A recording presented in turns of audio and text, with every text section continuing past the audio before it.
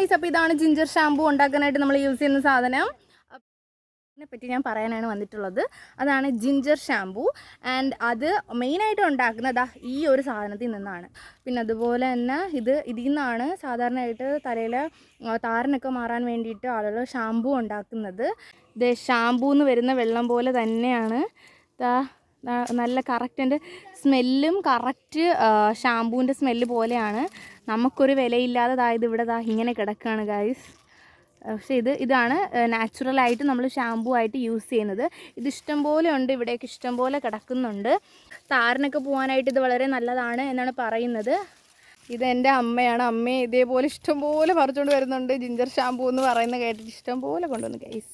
അപ്പോൾ ഇത് നമുക്ക് നാച്ചുറലായിട്ട് നമ്മുടെ തലയിൽ പുരട്ടാൻ പറ്റുന്ന ഷാമ്പൂ ആണിത്. കറക്റ്റ് അതിൻ്റെ ആ സ്മെല്ല് കറക്റ്റ് ജിഞ്ചറിൻ്റെ ഷാമ്പൂവിൻ്റെ സ്മെല്ലാണ്.